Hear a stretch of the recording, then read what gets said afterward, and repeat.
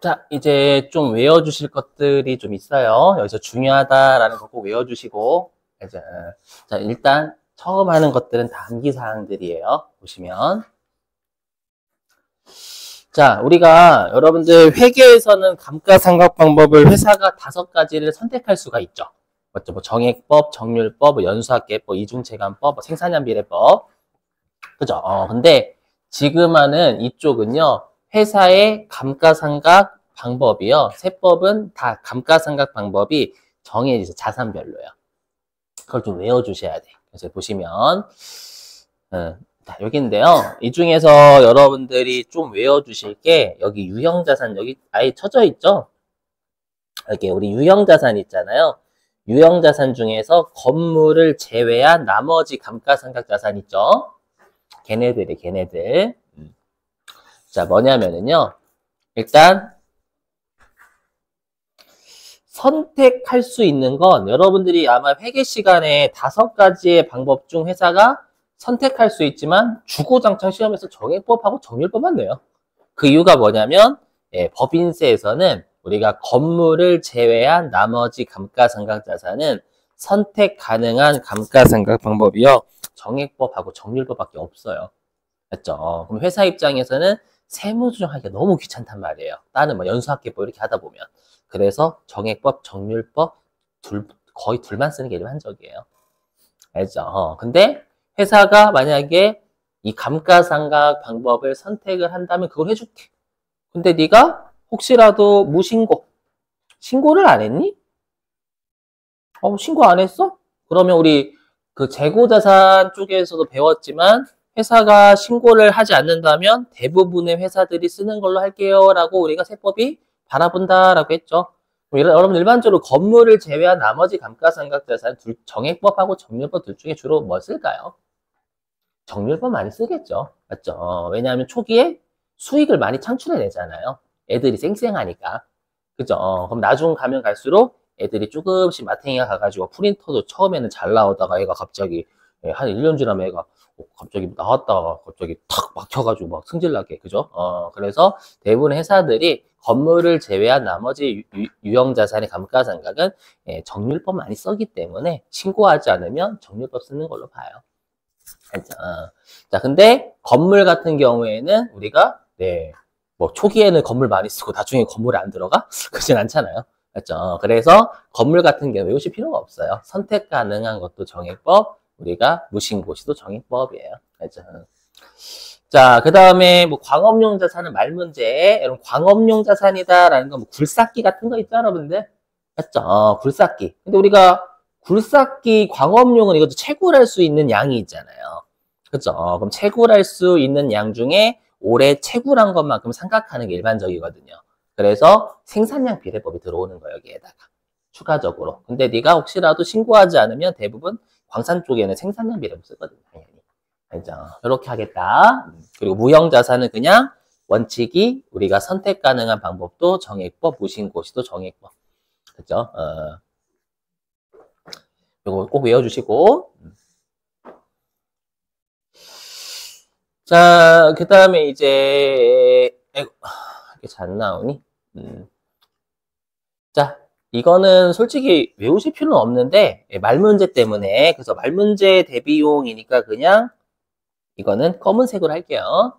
뭐냐면, 이미 우리가 최초 신고 같은 경우에는 재고자산하고 일치해가지고, 우리가 여기 개시일이 속하는 법인세, 과세표준 신고기한, 이것도 재고자산하고 똑같아. 재고자산 이렇게 신고하잖아요. 최초 신고. 다만 우리가 감가상각 방법의 변경 신고는 재고자산하고 다른 게 12월 31일까지. 우리 시험에는 12월 31일이니까 변경하고자 하는 과세기간의 종료일이면 12월 31일이 되겠죠, 여러분들. 그렇죠? 말로도 출증 거의 안 하는 편이에요. 그렇죠? 그래서 여기는 보지 마세요. 근데 요거는 알고 계시고, 요거. 뭐냐.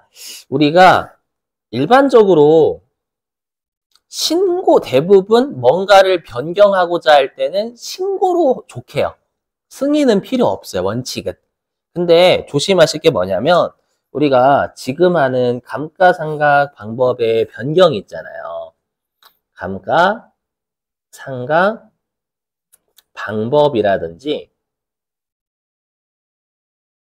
내용연수 있죠. 내용연수 방법. 내용연수 변경. 변경은요, 반드시 승인을 얻어야 돼요. 여기에 내용연수는 없지만. 왜 그런지 들어보세요. 우리 요 감가상각 쪽이 유형자산 쪽이죠, 여러분들. 그죠? 그럼 유형자산은 금액들이 커요, 작아요? 취득가액 같은 게. 많이 크죠? 엄청나게 크잖아요, 여러분들. 맞죠? 뭐 건물 뭐 하나에 80억짜리도 있고, 그죠? 막 토지 막 100억짜리도 있고. 그죠, 여러분들. 예, 토지는 물론 감가상각 아니지만 기계장치 막 비싼 건 반도체 막 1000억짜리도 있단 말이에요. 저 보니까. 진짜 여러분들 1000억짜리 저 뉴스에 보니까 있던데. 어느 한 곳에서 만들 수 있는 거. 그래서 요즘 보니까 뭐 스마트폰도 AI 뭐 할 거라고 그렇게 하더라고요. 스마트폰도 AI로 막 해가지고.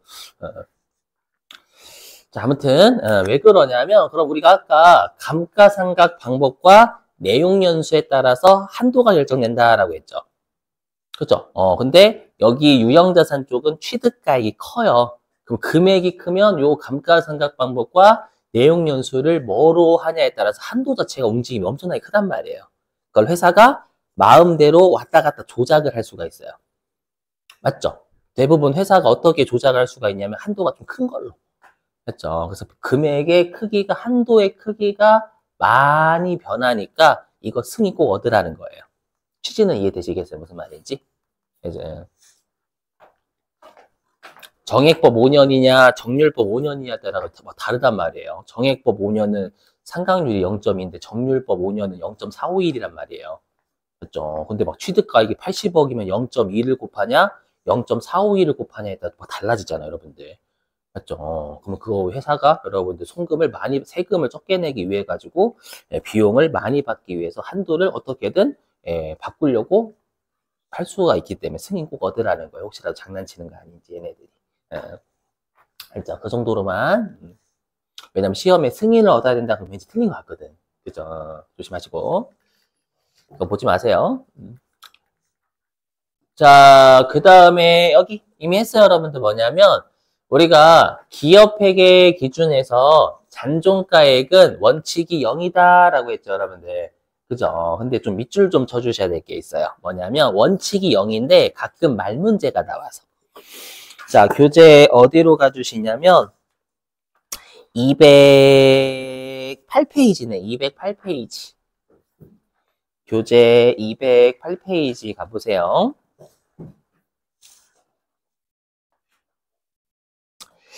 자, 208페이지 맨 아래 2번 잔존가액이라고 보이시나요, 여러분들? 맞죠? 거기에서 가로 2번의 정률법이에요. 자, 정률법은요, 첫 두 줄, 밑줄, 하대까지 밑줄. 자, 정률법에 따라서 삼각범위액, 여기 한도입니다. 그죠? 자, 삼각범위액을 계산하는 경우에는 취득가액의 5%에 상당하는 금액을 잔존가액으로 하대까지 밑줄 치시고. 이건 말문제만. 왜냐하면 여러분 정률법은 정률법은요. 잔존가치가 0이면 상각률이 무조건 0이 돼버려요. 상각률이 무조건 0이 돼버려요. 듣고 버리세요. 적지 마세요, 여러분들. 뭐냐면 우리가 우리가 정률법에서 상각률 구할 때 이렇게 구하거든요. 취득가액분의 잔존가치 있죠? 이거 루트를 씌워요. 루트 씌워가지고 내용연수 이게 정률법 구하는 거예요. 사람이 못 구해요. 그렇죠? 그래서 컴퓨터가 계산해 주는 거예요. 그렇죠? 근데 잔존가치가 0이 돼버리면 상각률이 0이 돼버려요. 그렇죠? 0이니까 루트에 0 씌우면 0이잖아요, 여러분들. 그죠? 그렇기 때문에 취득가액의 5%에 해당하는 거 우리가 잔존가치로 본다라고 돼 있어요. 그래서 말문제로 나와요. 알죠? 단순 암기. 자, 됐고요. 그 다음에 아까도 설명드렸지만 여러분들 우리가 들어보세요. 아까도 설명드렸지만 우리가 그 회계에서는 정률법은 상각률을 표시하죠. 뭐 0.451, 뭐 0.5 이렇게. 근데 또 정액법은 그냥 3분의 1, 그렇죠? 뭐 4분의 1 이렇게 표시하잖아요. 그죠? 근데 나중에 여러분들이 이제 실기를 하다 보면은, 여기, 뭐냐면, 여기 법인세는 정액법이든 정률법이든 다 상각률로 해버려요. 정액법이든 정률법이든. 그죠? 그래서 뭐 3분의 1을 0.333 이렇게 하거나. 의미 없다, 여러분들. 컴퓨터 알아서 해주니까. 알죠? 그래서 나중에 여러분들이, 5년 이제 갑자기 0.2 이렇게 되는 거예요. 그렇죠? 그러면 다 상각률로 표시한다라는 것만 알고 계세요. 그러니까 장부는 취득가액 나누기 5년인데 세법은 나중에 계산할 때 나누기 5년 이렇게 안 되고 0.2.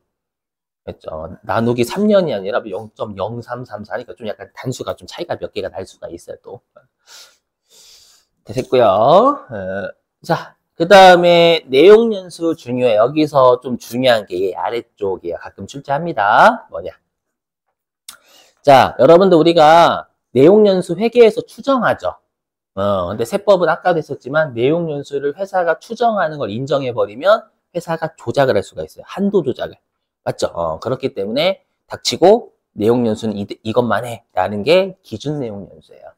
했죠. 막 그래가지고 우리가 여러분들이 실제 요 기준 내용 연수는요. 네이버 같은 데 검색해 보시면은요. 막 건축물은 뭐 콘크리트는 뭐 25년 막 이렇게 다 철골로 돼 있으면 뭐 40년 이렇게 다 되어 있어요. 했죠. 근데 대부분 세무정하기 귀찮으니까 법인세법상 기준 내용 연수 많이 따라가요, 주로. 주로 추정이라고 되어 있지만 주로 법인세 많이 따라가는 게 일반적이에요. 그래야지만 세무정을 안 하니까. 자, 근데 보세요. 신고 내용 연수 이게 중요해요. 신고 내용 연수는 뭐냐면 기준 내용 연수로만 하라고 하면 거의 여러분들 그 김정은이죠. 알죠? 내가 시키는 대로 해라. 내가 이 나라의 주인이다. 백성들이요. 이렇게 자유 백성들이요. 맞죠? 우리나라는 민주주의 국가란 말이에요. 그죠? 그래서 뭐냐면 혹시라도 네가 내용 연수를 제때 신고하면은 내용 연수를 기존 내용 연수에 플러스 마이너스 25% 범위 내에서 너희들이 내용 연수를 선택할 수 있게 해줄게 라는 게 신고 내용 연수예요. 그죠? 그럼 우리가 기준 내용 연수의 마이너스 25%면 75%죠, 여러분들? 그죠? 그리고 플러스 25%면 125%잖아요. 요 범위 내에서 회사 너희들이 내용 연수를 선택할 수 있게 해줄게 라는 게 신고 내용 연수예요. 그래서 우리 시험에는 주로 그 뭐로 출제를 많이 했냐면 8년이 좀 떨어져요. 8년? 만약에 기준 내용 연수가 8년이래요. 그러면 8년 곱하기 75%가 6년이거든요. 맞죠? 8년에 120% 곱하면 10년이에요.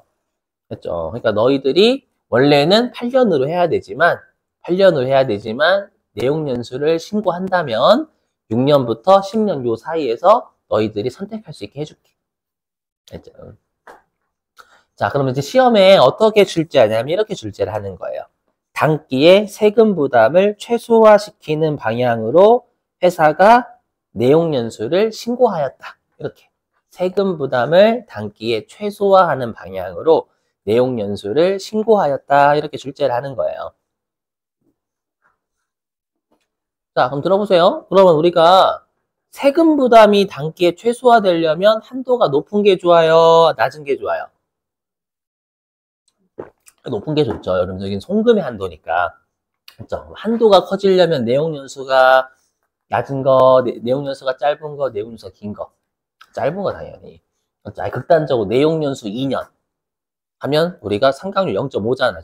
정액법이면. 그렇죠? 근데 내용 연수 10년 0.1. 그죠? 0.5와 0.1 차이 크다. 그죠? 그래서 내용 연수 2년으로 하면 0.5지만 내용 연수 10년으로 하면 여러분 0.1이니까 0.5를 곱하기 한도가 많이 크겠지.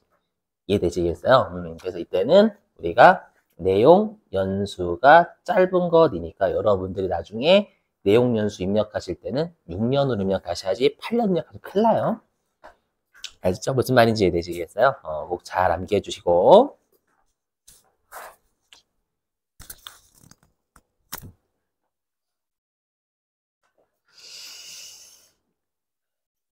자, 이제는 한도시부인 이쪽인데요. 여기 별표예요. 너무 중요합니다, 여러분. 여기에서 여러분들의 멘탈과 저의 멘탈이 같이 날아갑니다.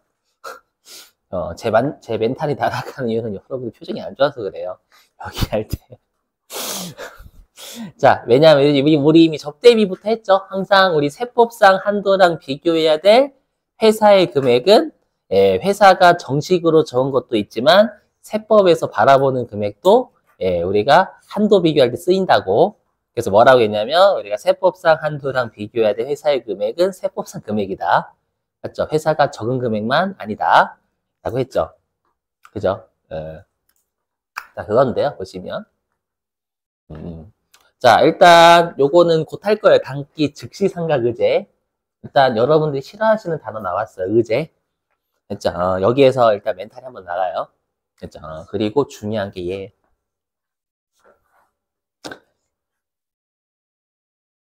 이게 뭐냐면 이게 중요해요. 이거 중요한 이걸로 할게요.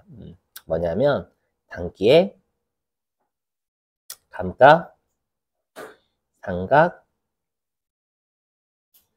자산을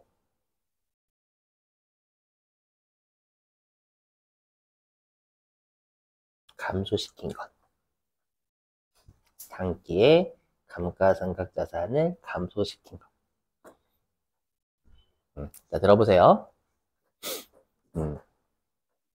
여러분들 회계에서 우리가 손익계산서하고 재무상태표가 있잖아요. 물론 나머지 뭐 현금으로 배우는 것도 있지만 가장 중요한 재무제표는 재무상태표하고 손익계산서란 말이에요.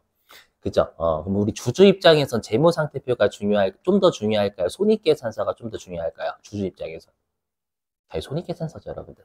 그죠? 주주들 투자할 때 이 회사의 부채가, 물론 부채가 많으면 좀 부담스럽긴 하지만 이 회사가 부채는 많은데 막 혼자서 막 돈 쓸어 담아. 이 회사밖에 해당 기술이 없어. 알죠? 그럼 그 회사는 당연히 주가가 튄단 말이에요. 부채가 많다고. 어우, 씨, 안 올라가는 게 아니란 말이에요. 맞죠? 근데 어떤 회사는 부채가 없어요. 그죠? 근데 현금도 많아. 현금도 막, 예를 들어 현금도 막 3조야. 알고 보니까 철강업체예요. 철강업체면 성장률이 둔화돼 있죠, 여러분들. 그렇죠? 그런 회사 주가 잘 안 튀어요. 뭔가 안 하는 이상. 그죠, 여러분들? 되세요? 그래서 요즘 반도체 튀는 이유가 그 AI에 반도체 많이 들어가잖아요, 또, 여러분들. 요즘 반도체 적자인 거 알고 있어요, 여러분. 반도체 적자란 말이죠. 삼성전자 반도체 보니까 3억인가 적자 났대요. 3조. 적자 나는데 뛰고 있잖아요. 왜냐하면 그 AI 계속 쓰니까. AI 반도체 많이 쓰니까. 맞죠? 그러니까 결론부터 말하면 갑자기 여기로 왔냐면 우리가 손익계산서를 좀 더 중시 여겨요, 회계는. 알죠? 근데 우리가 이미 법인세에서 어떻게 했냐면 총액법 있고 순자산이 변화할 때마다 각각 수익비용 잡는다. 좀 재무상태표에 포커스를 맞춰요. 여기 세법은 재무상태표 계정이 변화할 때마다 수익비용 등반하자 각각. 그거예요. 그래서 뭐냐면 들어보세요. 회계에서는 계정 과목이 중요하니까 감가상각비라는 비용을 잡아야 감가상각한 거예요. 회계는. 됐죠? 하지만 세법은 이렇게 보겠다라는 거야. 단기에 세법은 감가상각 자산을 회사가 까면 감소시켰다는 깐 거죠. 까면 회사가 차변에 뭘 적든 다 감가상각한 것으로 보겠다라는 거예요. 자, 이것 때문에 미치고 환장해요. 그냥 관점을 받아들여 주셔야 돼. 그리고 문제 풀어볼 거예요. 실제로 어떻게 출제가 됐는지. 이제 자, 보시죠. 즉시상까지 좀 이따 하고 세법상 한도. 자, 보세요. 뭐냐면 자, 이게 우리가 알고 있는 일반적인 회사의 분계예요. 차변에 감가상각비, 대변에 감가상각 누계. 맞죠? 자, 근데 세법상 한도는 70원이래요. 그럼 당연히 이건 여러분들 상각 부인액이잖아요. 30원만큼 한도초가 나오죠. 그래서 송금, 불산입, 유보. 뭐 상식이죠, 여러분들? 그죠? 자, 근데 이제 여기를 내면 좋은데 이제 중요한 게 여기예요. 자, 뭐냐면 여러분들이 이제 이거 법인세만 하시다 보니 나중에 제 재무회계 올릴 거거든요. 올릴 건데 아마 여러분 손상은 좀 제가 설명드렸었죠. 어떤 우리가 사건이 발생해서 현저하게 시가 뚝 떨어지는 거. 하지 않았나? 재고지산 쪽에서? 했었어요. 그랬을 때 어떻게 표시를 하냐면 우리가 그럼 여러분들 시가가 뚝 떨어지면 비용 처리해야 되겠죠. 맞죠? 물론 그건 일회성 비용이 손상이 막 매달 계속 발생하면 그건 웃기지. 그래서 차변의 손상차손 비용이에요, 비용. 비용이고, 여러분, 우리 유형자산에서 감가상각 누계액을 쓰는 이유가 뭐예요? 원래는 이 감가상각 누계액이 아니라 원래는 대변으로 건물 빼고 기계산지 빼야 되는 게 맞잖아요. 그렇게 하면 이용자들한테 유용한 정보가 나타나지 않으니까 감가상각으로 까졌어요 라고 표시하는 거죠. 여기도 화면 보세요. 뭐냐면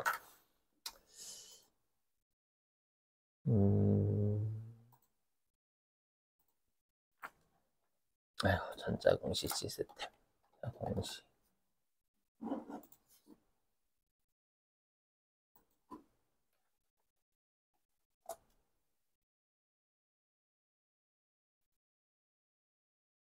여기 보이세요, 여러분들? 여기 보시면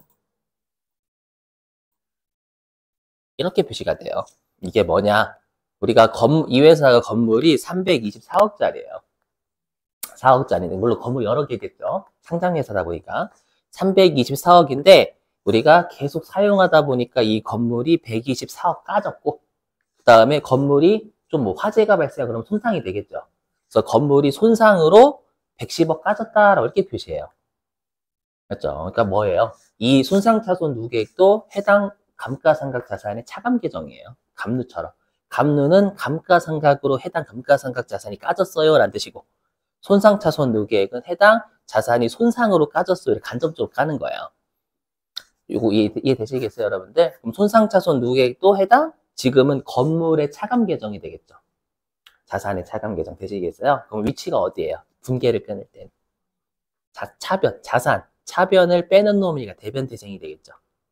오케이? 그래서 여기 그래서 이렇게 대변에 손상차손 누계액 100원 이렇게 적은 거예요. 되시겠어요, 여러분들? 이렇게. 예. 자, 그러면 우리가 이거 회계의 관점에서 감가상각한 거예요? 손상을 회계 처리한 거예요?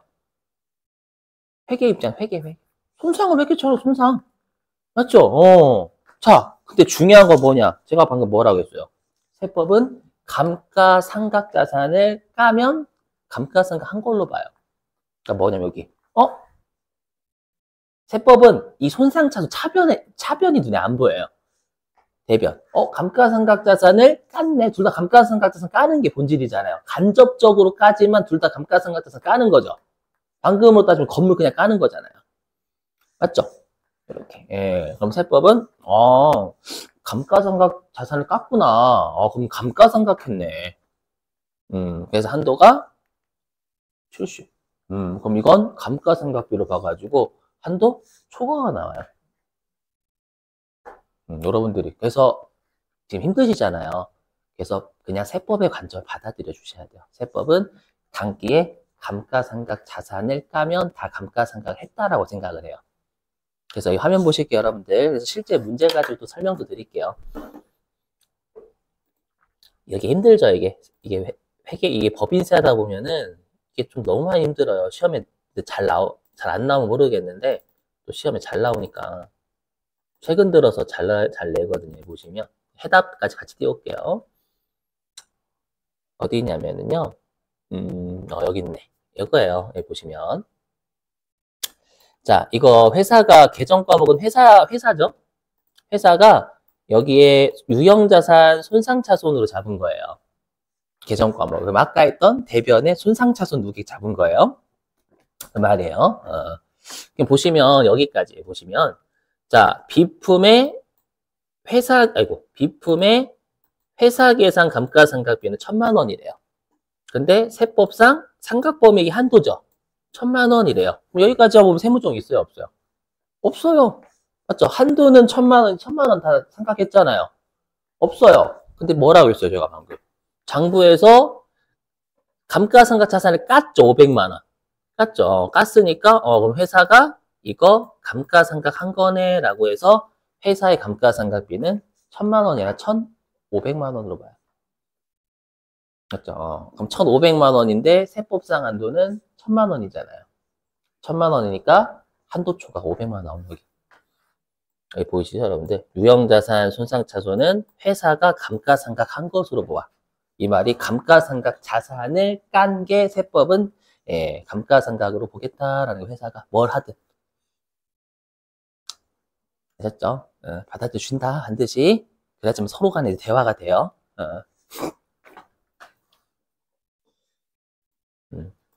그래서 원래는 하도 안 나와가지고 이거 빼버렸었거든, 원래.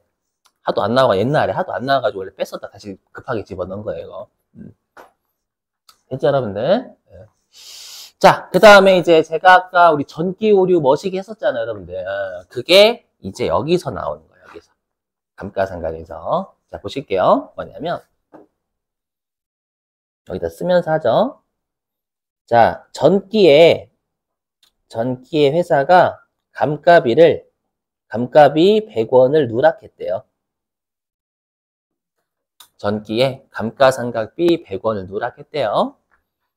안 잡았다는 뜻이 안 잡았다. 누락했대. 그러면 전기에 이익이 100이 과대됐겠죠, 여러분들. 비용이 과소됐으니까 이익은 과대됐을 거 아니에요. 맞죠? 자, 이걸 단기에 발견한 거예요. 그렇죠? 단기에 발견. 그럼 계정 과목은 당연히 전기, 오류, 수정, 손실 되겠죠?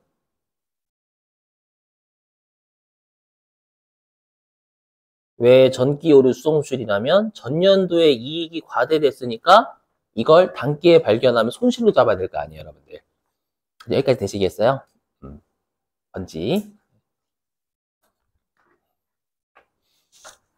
자, 근데 이게 아까도 했었지만 이게 중요하면 이익잉여금 줄인다라고 했죠? 이게 중요하지 않으면 그냥 비용 떨고요. 영업의 비용 처리. 그죠? 이렇게.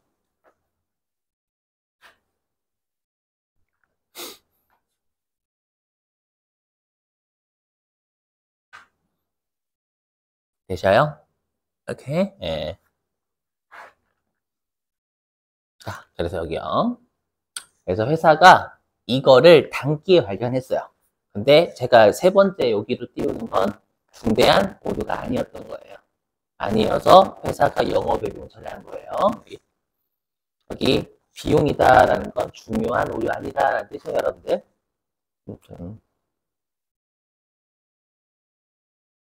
중요 X라고 할게요. 한이 없어가지고. 중요한 오류가 아니다. 그죠?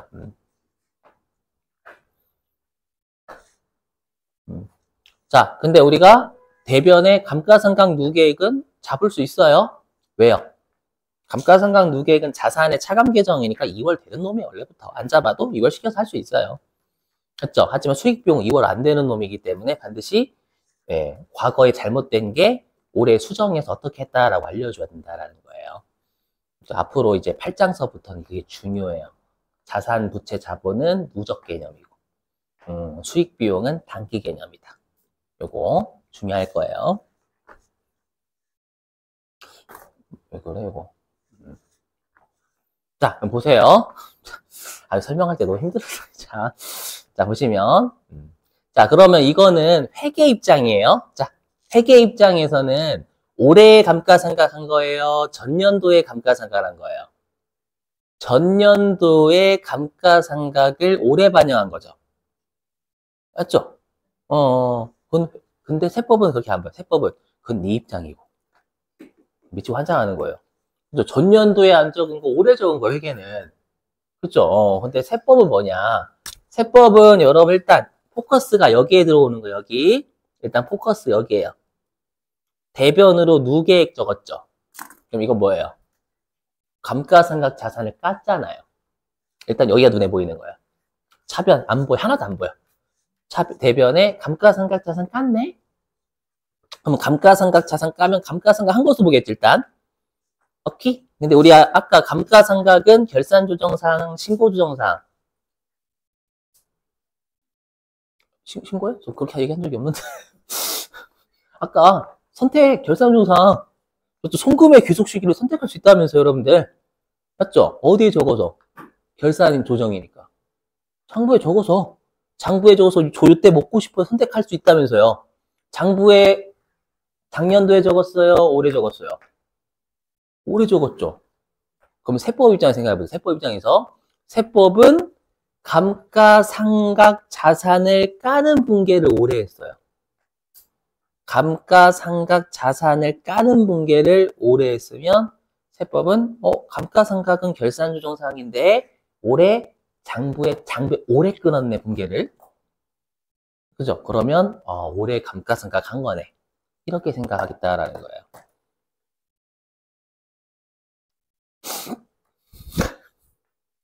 다시 한번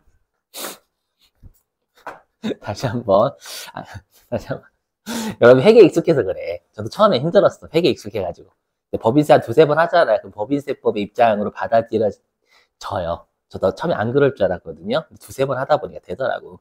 다시. 자, 법인세의 입장은 감가상각은 감가상각 자산을 깐 게 본질이에요. 계정과 뭐든 차변에 뭐가 오든 상관없어요.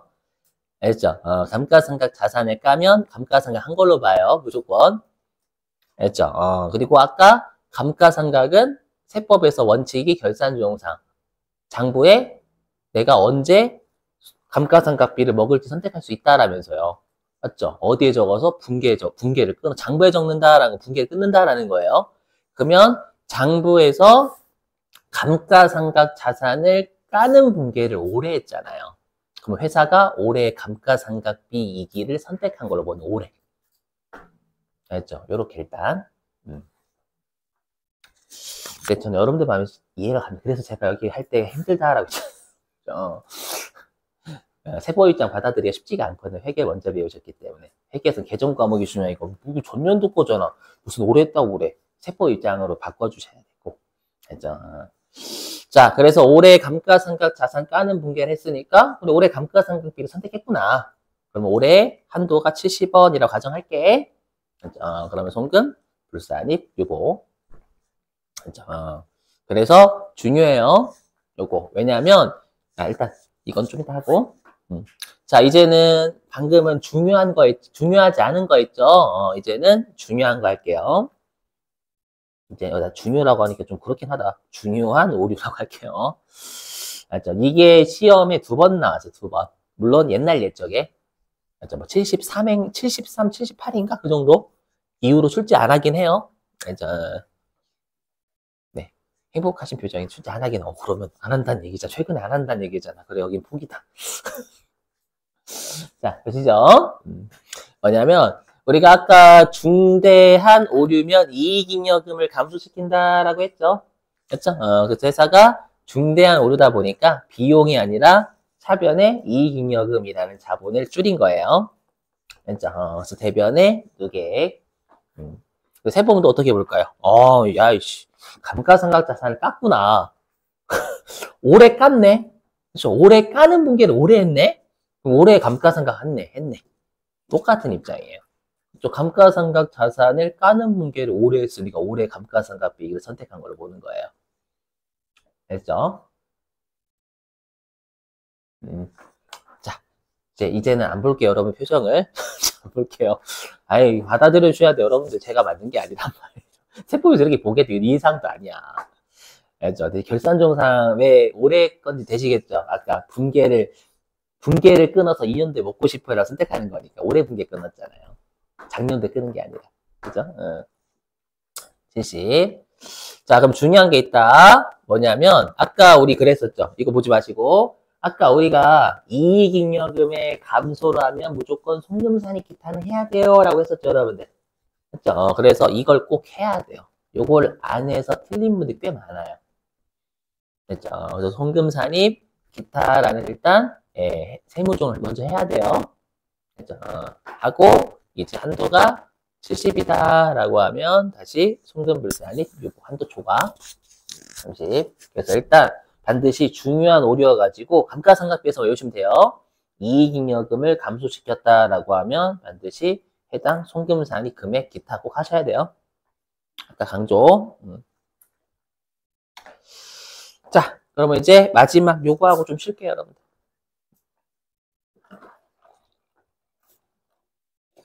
아시지만 감가상각은 현실에서도 중요하잖아요. 시험에서 엄청나게 된단 말이에요. 그죠? 그래서 꼼꼼하게 안 할 수가 없어요, 여기는. 물론 시험 목적상까지만 해요. 그죠? 자, 그럼 이제 우리 시험에는 뭐를 출제하냐면, 지금 제가 위에 있는 3개, 4개는 그냥 회사가 전년도에 감가상각 안 한 거를 올해 발견해가지고 올해 한 것만 했잖아요. 맞죠? 근데 현실에서는 어떻게 할까요? 현실에선 올해 감가상각비도 적고 전년도에 못했던 거 올해 적고 이렇게 2개를 시험에 내는 거예요. 실제로는. 무슨 말인지 보실게요. 뭐냐면 자 여기 위에 있는 거 뭐예요? 위에 있는 건 전년도에 감가상각비를 과소계상한 거예요. 근데 중대한 오류였어. 맞죠? 그걸 올해 발견해가지고 이익잉여금의 감소로 처리한 거. 되세요? 그 다음에 아래는 뭐냐면 올해 감가상각비 정식으로 100원 적은 거. 아래는 올해 감가상각 정식으로 100원 적은 거. 맞죠? 이렇게 회계는 그렇게 보는 거죠. 회계는 위쪽은 전년도에 못한 거 올해 한 거. 아래는 올해 거 한 거. 맞죠? 자, 이제 세법 입장이에요. 일단 요거부터 먼저 하고 자, 세법상 감가상각비의 한도가 70원이라고 가정해 볼게요. 그럼 여러분들이 왠지 감가상각비 한도 초과는 30원일 것 같잖아요. 왜냐면 장부에서 감가상각비 100원 적었거든. 회계에서는 요게 눈에 보일 거예요, 여러분들이. 맞죠? 일단 송금산이 기타 하고요. 됐죠? 일단 요거 무조건 해야 돼요. 이익잉여금 깠으니까. 그러니까 요거 같은 거예요. 근데 세법은요, 뭐가 눈에 보일까요? 여기가 보이는 거예요. 뭐예요? 감가상각 자산을 200을 깠죠. 그럼 감가상각 한 거예요. 200을. 그리고 분계를 둘 다 올해 했어요? 전년도 했어요?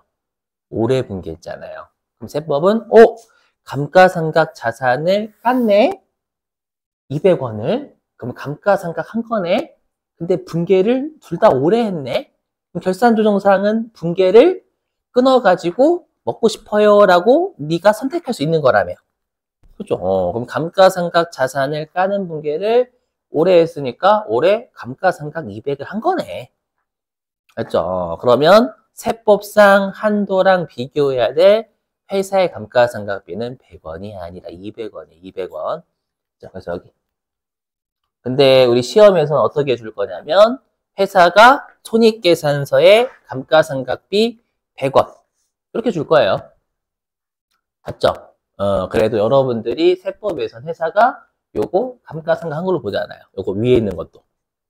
올해 분계를 했고, 올해 감가상각 자산 까는 분계 올해 했으니까. 그죠? 그래서 세법상 한도랑 비교해야 될 회사의 비용 계상액은 100원이 아니라 200원으로 적는 게 옛날에 중요했어요. 물론 옛날에 왜 중요했다라고 아까 그랬죠. 78회차 이후로 출제한 적이 없어요. 이익잉여금 이거. 근데 나오면 틀려요. 왜냐면 100원 적거든. 여기 100원이라고 돼 있으니까. 그렇죠? 나중에 200원 적어요. 200원. 그렇죠? 세법상 한도가 70원이다라고 하면 한도 추가 130원.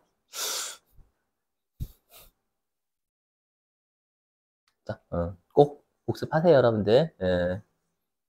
처음에 제가 계속 말씀드렸어도 법인세 처음 할 때요, 미치겠는 거예요. 왜냐하면 회계에 너무 익숙하다 보니까 자꾸 여기가 계정 과목이 감가상각비가 100원밖에 없거든. 근데 자꾸 200원이라 떠드는 거예요. 그 새끼가 강의한 놈이. 승질난다 했더니 이제 한 2번, 3번 들으니까 그냥 받아들여지더라. 복습도 하고 그러니까. 알죠? 그냥 세법의 마인드를, 그냥 세법의 관점을 이해사항도 있죠. 이거 이해사항이 아니란 말, 일단은. 감가상각 자산 까는 게 본질이다라고 이해사항이 아니에요. 대신에 결산조정사항은 회사가 장부에 내가 어느 년도에 송금을 먹을지를 선택할 수 있는 거잖아요. 감가상각 자산을 깠으니까 감가상각 한 거고, 감가상각 비용이잖아요. 비용 적는 분계를 오래 했잖아. 그럼 감가상각 자산, 감가상각을 올해 200원 한 걸로 보겠다라 이렇게 연결시켜가지고. 네, 아마 되실 건데, 그죠? 자, 됐어요. 자, 10분 쉬었다가요. 우리 45분